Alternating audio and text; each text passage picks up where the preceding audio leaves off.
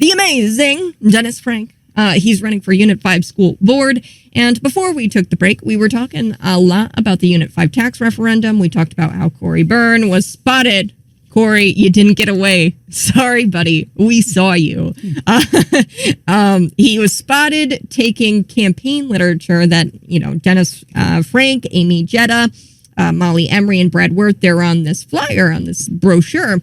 And they were at a Union Hall meeting. And there was a bunch of speakers. There were a bunch of candidates there.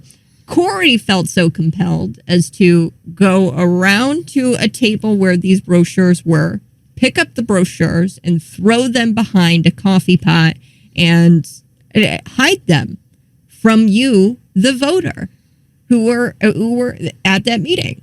All right.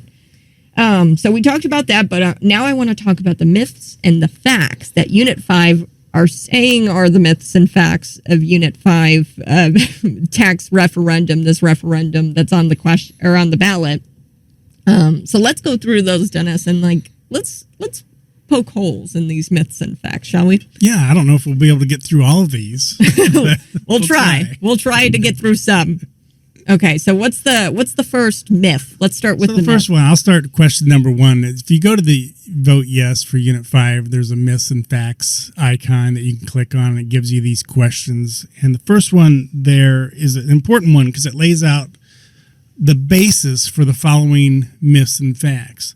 The first one there has a graph, and the graph says in 2008, you had 12,734 students enrolled in Unit 5.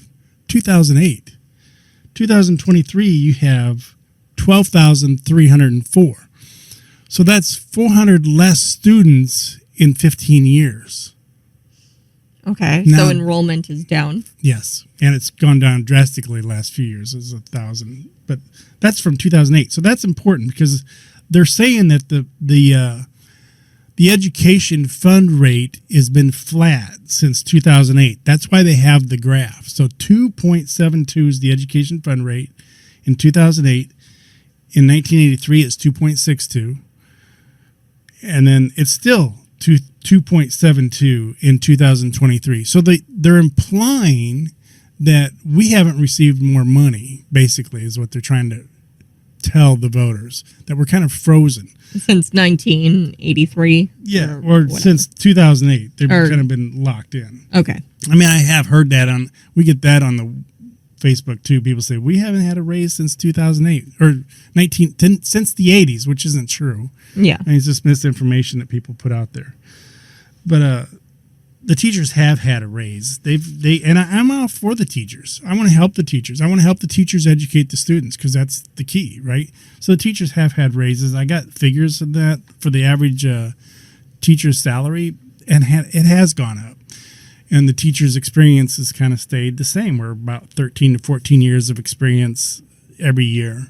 So my question is, do you have the average salary for Unit 5 teachers on you right now, that figure, or no? I do. What is that? So I have it. Well, actually, I got it. Does it have it on here? Yeah, it has it on this chart, the same chart I was referencing. So it says 2023. It says the starting average salary is $39,123. But the average salary, if you just go average salary, it's about $61,780. I think it's even closer to that. Was in 2020. I think one of the teachers at Unit 5 told me it's closer to $80,000 now. Now, I am going to say this, and these opinions are that of my own. Okay, I think teachers are paid very, very well, and I think that they have incredible benefits. If you look at the average American worker salary, that's about $54,000 a year. So they are above average in comparison to everybody else in the nation. And that's not including, right? I mean, that's their salary, right? That's not including the fact that they get vacation time, like 3 months out of the year, right? I mean, they have summers off, they get the Christmas vacations, they have weekends, right? That's not including the time off that they get. So when people tell me that teachers aren't paid enough, I point them to the actual American average salary and I say, actually, they make $10,000 about over everybody else, right? Like the American average salary is $54,000 a year, and they're making over that. So. Right. Yeah. Yeah, I think it's I mean, everybody. That's just my opinion, and I get a lot of backlash for that for some reason. And I'm like, there's a reason why there are teachers. I mean, we are in a teacher shortage, like everything else. But when you break down the numbers like that, and that's not including the benefits that they receive.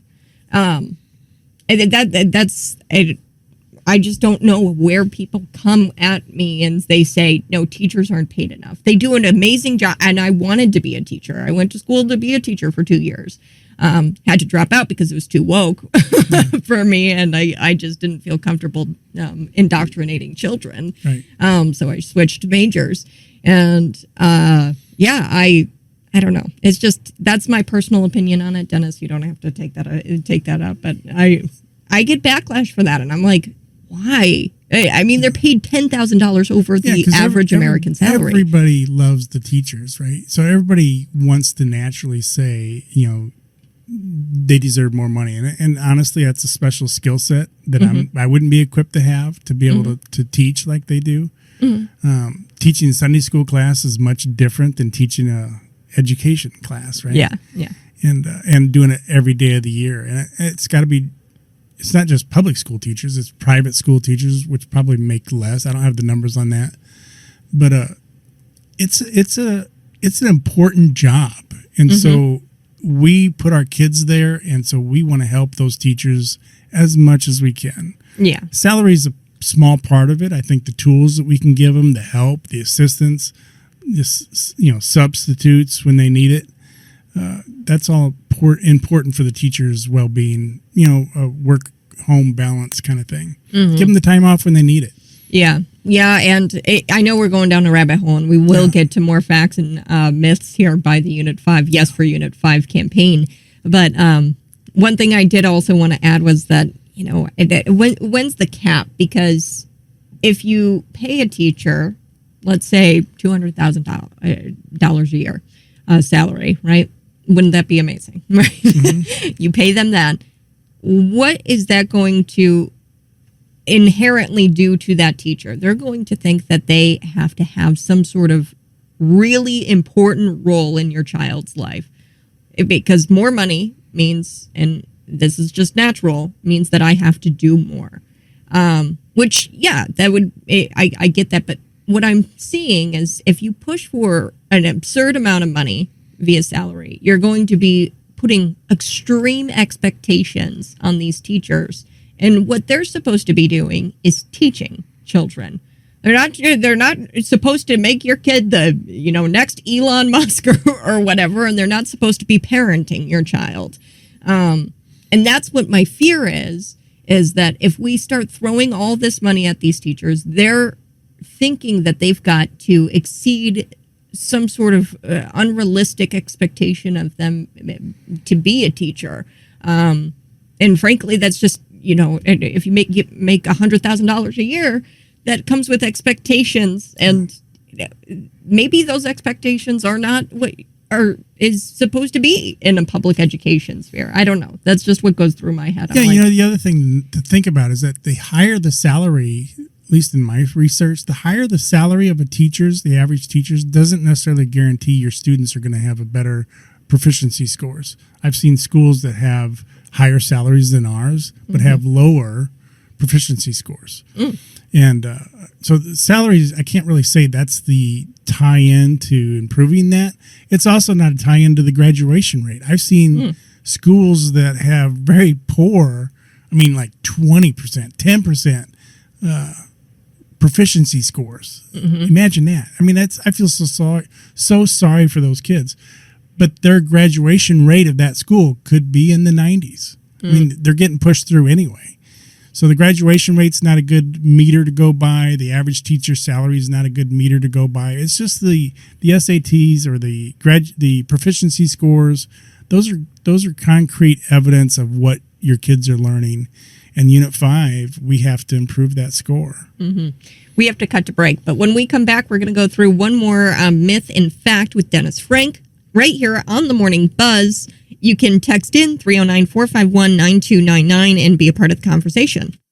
Good morning. Hey, folks. Welcome to the Morning Buzz. My name's Kat Peterson, and right over there is Dennis Frank. Dennis Frank is running for Unit 5 School Board, and we've been talking a lot about Corey Byrne, how he did the childish thing where he took the campaign mailers off of a table at a meeting last night, and he took the campaign mailers and he hid them from members of the public who need to educate themselves about who's on their ballot. There's nothing wrong with that. I mean, everybody should vote and everybody should educate themselves on who exactly, Republican, Democrat, doesn't matter.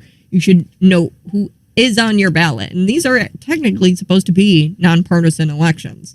But Corey took them, hit them, stuffed him by an old dirty coffee pot. And that's childish. Sorry, Corey. Captain Corey, I don't know what you're thinking or what you're doing, but I don't know who voted. And folks, if you voted for Corey Byrne, I'm sorry, but you made a mistake. Okay? He has voting power at the McLean County government level. They vote on things like your property taxes. They vote on things like funding allocation for your sheriff's office. They vote on things like zoning properties out. So he's got a lot of power, folks, as a McLean County board member, more than you would think. And he's pulling that kind of stuff. It's wild to me. We're going to go through a myth and a fact that, yes, for Unit 5, this is the Political Action Committee. And they posted some myths and facts. So, Dennis, the last myth and fact we talked about was the enrollment numbers and them basically trying to imply that they haven't gotten money since 2008. And that's just not true. There were tax increases, and that was one myth that they had out there. So what's another myth or fact that we want to debunk here? Thank you. That first table that you see on the myths and facts actually plays into the lines, the future questions. So one of the two questions down, it says dramatically, we can't just tighten our belt no more because there's been dramatic student growth at Unit 5. Two questions up, it shows you they have not. There are 400 less students today than there were in 2008. So that's not true. And then dramatically, the other figure in there is that the money that's made. So Unit 5's revenue since 2008, I mean, you've come up about $65 million today to what it was back in 2008. So they say you're frozen at 2.72 fund rate, but the revenue fund every year, and this is public information, you can see every year it goes up. And I mean, most years. I said there's maybe 1 year it went down like $20 or $18, it looks like. But most of the time when your property taxes go up, that's built in that's an inflation fighter for Unit 5. And more money will be coming in. And it does. So $65 million has come in since 2008. Now keep that in mind. So now today our revenue is about $200 million at Unit 5 level. The total revenue. So we have a $12 million deficit, they say. We got to fix that, right? So simplify that. So let's take off the 6 zeros. Instead of millions, let's deal with hundreds. So think of it as $200 and you got to take off $12. That's a drive-through meal at your favorite restaurant, right?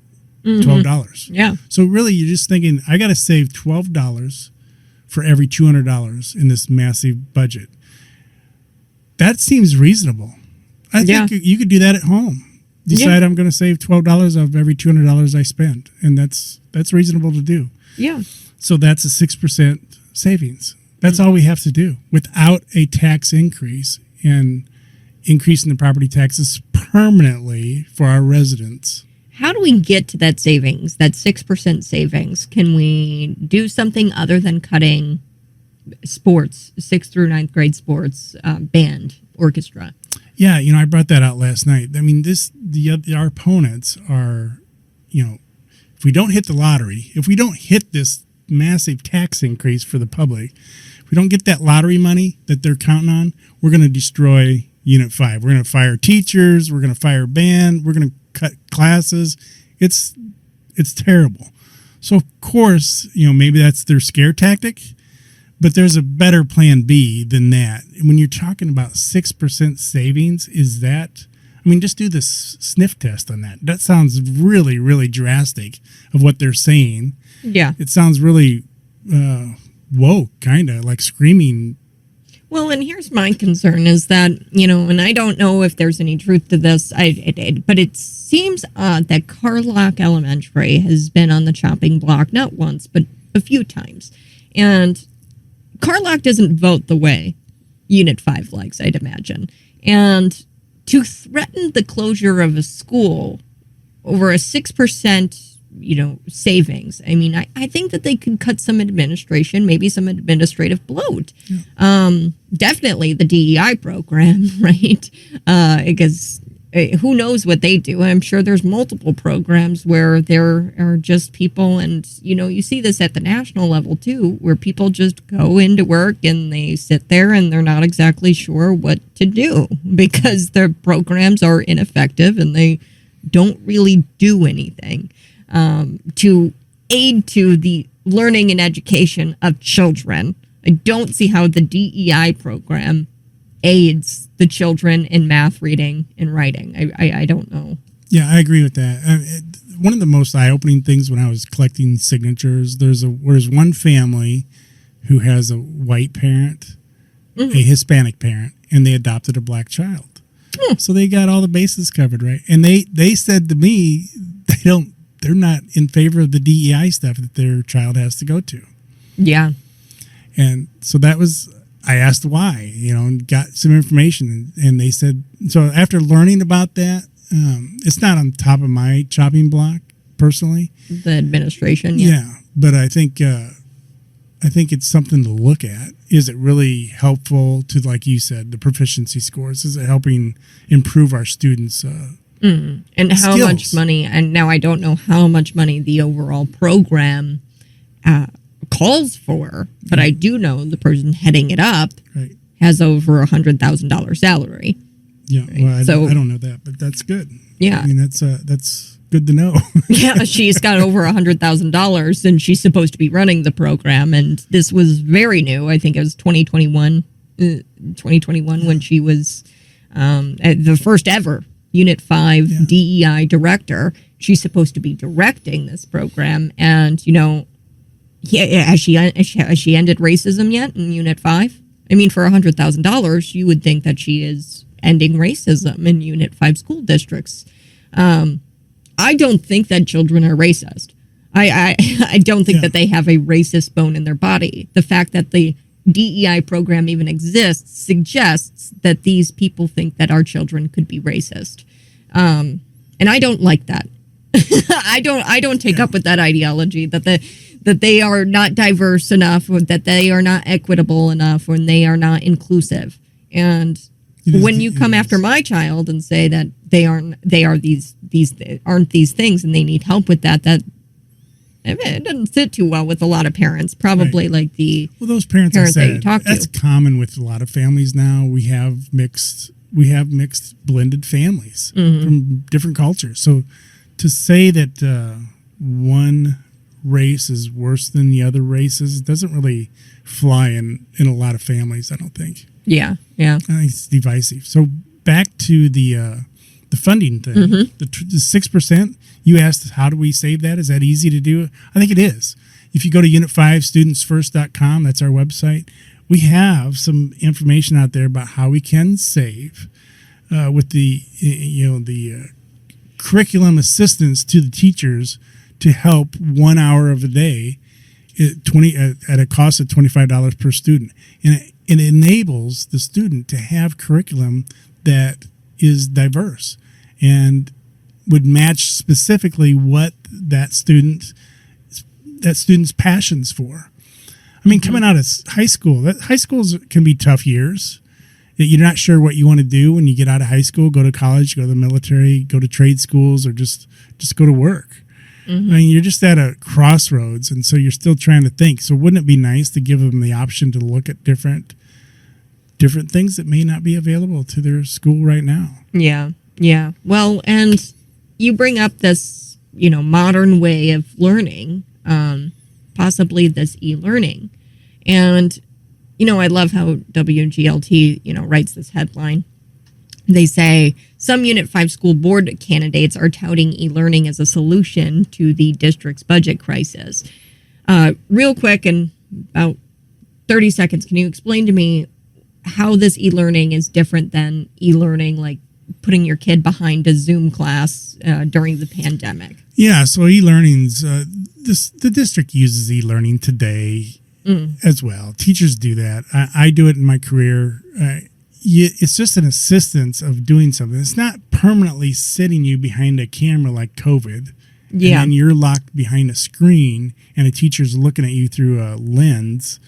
There's no hands-on experience. E-learning it can be in a concept that it's in the building of Unit 5. It's just using an e-learning curriculum that you can go outside of the school.